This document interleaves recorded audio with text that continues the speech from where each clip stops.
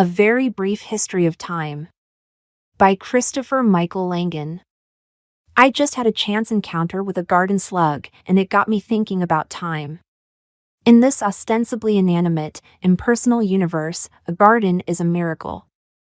All the more so is a garden slug, an animal that can extract sufficient energy from the garden's vegetable matter to move from place to place under its own power. When one is in the right mood, watching the shimmering spotted slug slide over the mulch evokes the miracle of biology in all its splendor. The creature's pulsating aliveness is hypnotic. But then one recovers his bearings and realizes that this is only, after all, a garden slug, and that the ladder of biology goes much higher. The miracle of life has culminated in one's own species, man. Unlike the slug, whose nervous system has barely enough complexity to let it interface with the environment, a man's nervous system, nucleated by the adaptive and inventive human brain, can abstractly model its surroundings and project itself consciously and creatively through time. A slug can learn. The small neural network that serves as its brain can be modified by sensory input from its environment, and the slug's behavior modified accordingly. To this extent, the slug remembers the input. But because its simple brain cannot form an internal model of its changing relationship with the garden, the slug cannot recognize its memories as changes. The state of its nervous system at any given moment can pass for all that it has ever known. Because the neural function by which the slug identifies self is instinctual and perceptual as opposed to cognitive, because the slug defines itself strictly by non-reflective instinctual processing of environmental stimuli, the dependent neural function time is limited to here and now. The slug recognizes no past self or future self on which to define an extended temporal relationship. As the slug's primitive example shows, our awareness of time depends on the extent to which our mental models of reality reflect change. To see an object change, one must recall its former state for comparison to its present state, and to do that, one must recall one's former perception of it. Because perception is an interaction between self and environment, this amounts to bringing one's former self into conjunction with one's present self. That past and present selves can be brought into conjunction across a temporal interval implies that momentary selves remain sufficiently alike to be conjoined, that they can intersect at any given moment to compare content means that the intersection is changeless. So when self is generalized as the intersection of all momentary selves, it acquires a property called time invariance. It is the rock of perception, the unchanging observation post from which the net of temporal connections is cast and to which it remains anchored. Indeed, it is the fabric from which the net is woven, its relationship with the environment serving as the universal template for all temporal relationships. Through learning, mental models of time evolve in time. As the brain's neural connections are modified and the strengths of existing connections are adjusted to account for new information. Regarding both self and environment, as it learns, its model of time changes as a function of time. In other words, the model changes with that which is modeled. If the brain is smart enough, then it can model itself in the process of being changed, and depict its own learning process as a higher level of time. But even as the self absorbs its educational history and deepens its reflexive understanding, it remains static at its core. Otherwise, it would lose temporal cohesion and fall apart. Since self is static, time too should possess a static description that does not change in the temporal flow it describes. If time were the water flowing in a river, then a static description of time would be analogous to the rocky banks that determine the river's course. Such a description arises by abstraction. As cognitive models become more sophisticated, cognition becomes increasingly abstract. Concepts become increasingly independent of the particular objects they describe. Among the first things to be abstracted are space and time. The most general abstract system incorporating both is a language. Although the term language usually refers to a natural language like English, it is actually more general.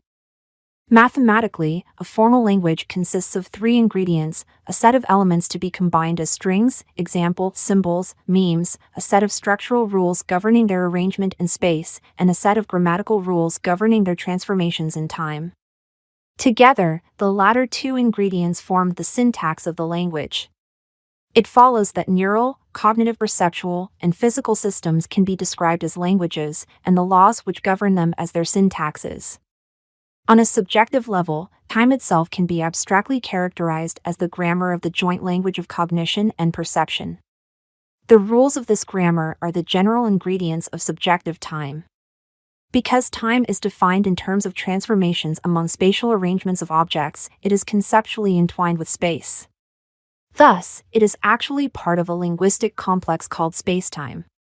Spatio-temporal relations exist on many levels. If level 1 consists of simple relationships of objects in space and time, then level 2 consists of relationships of such relationships, and so on.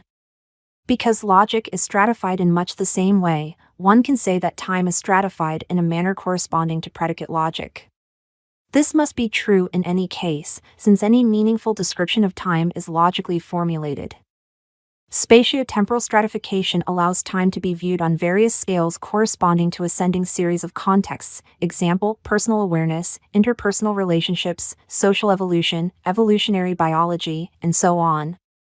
The histories of people, institutions, cultures, and species are nested like Chinese boxes, with the abstract principles of each history occupying a level of temporal grammar corresponding to an order of predicate logic. Because of the relation between self-awareness and temporal awareness, temporal stratification induces a stratification of self. What we have already described as the static intersect of momentary selves becomes a stratified relationship, a terrace of temporal vantages conducing to long-term self-integration.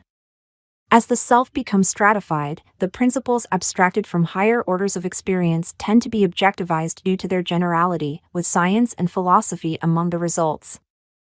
Thus, the subjective and objective sides of reality, the self and the environment, tend to merge in a symmetric way. On one hand, the environment is absorbed by the self through experience, and the laws of nature are thereby abstracted. On the other hand, the self is projected onto the environment in such a way that it selects the laws of nature by analogy to its own internal laws. Either way, the core self tends to intersect with the environment as momentary selves are intersected within it. This brings the subjective and objective phases of reality and time into closer correspondence, blurring the distinction between them from an analytic standpoint. As time grows more abstract, ways are sought to measure it, diagram it, and analyze it numerically.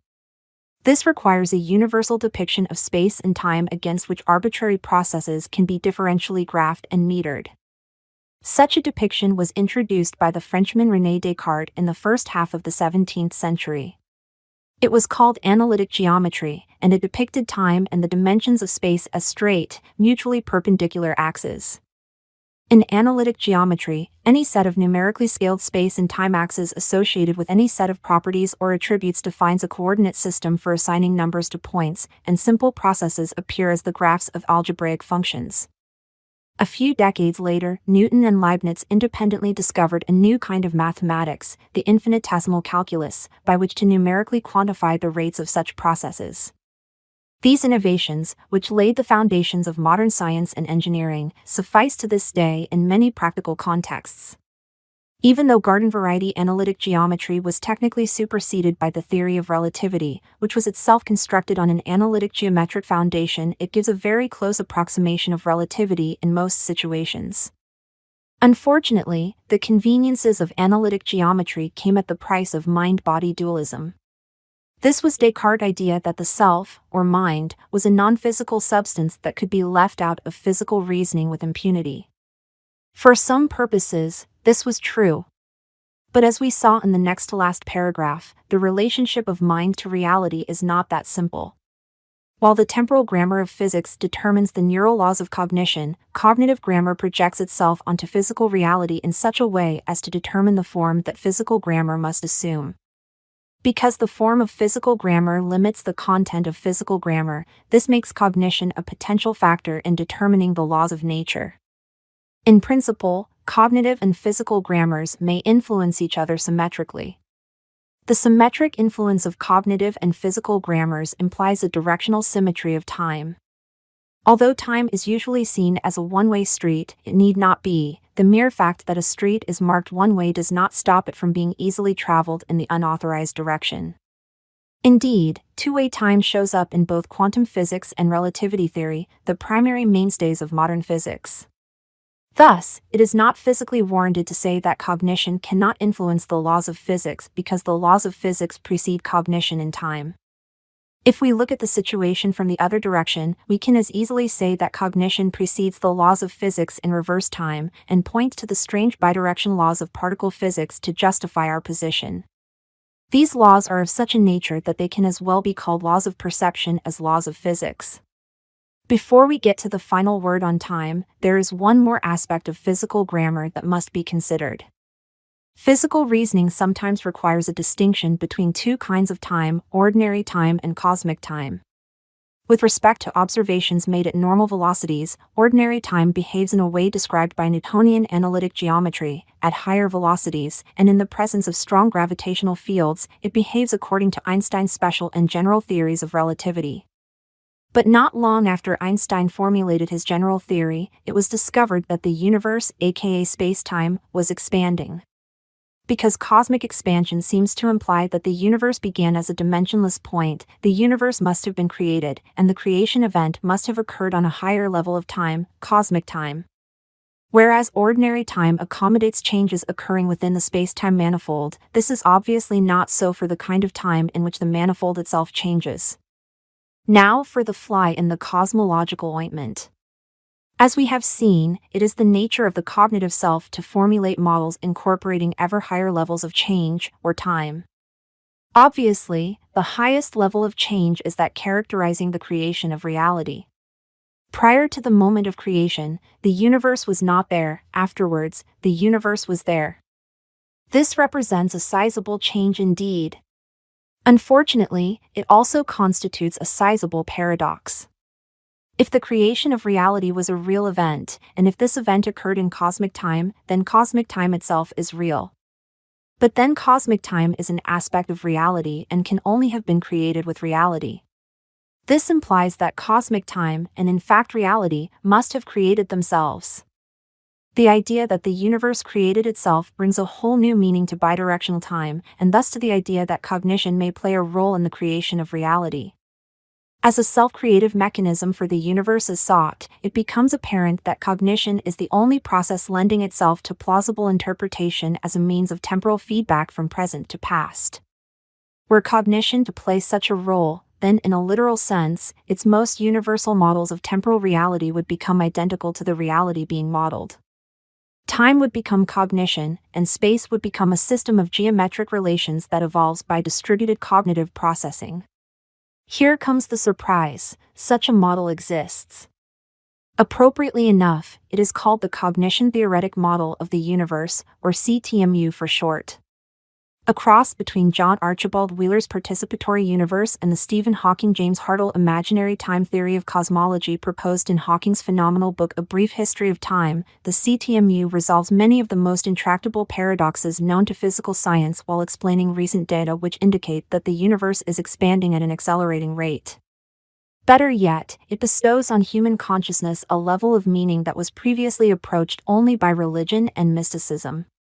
If it passes the test of time, and there are many good reasons to think that it will, then it will be the greatest step that humanity has yet taken towards a real understanding of its most, or least, timeless mystery. And so the circle closes. Time becomes a cosmogonic loop whereby the universe creates itself. The origin of our time concept, the self, becomes the origin of time itself. Our cognitive models of time become a model of time as cognition. And the languages of cognition and physics become one self-configuring, self-processing language of which time is the unified grammar. Talk about time out of mind. And all this because of a little garden slug.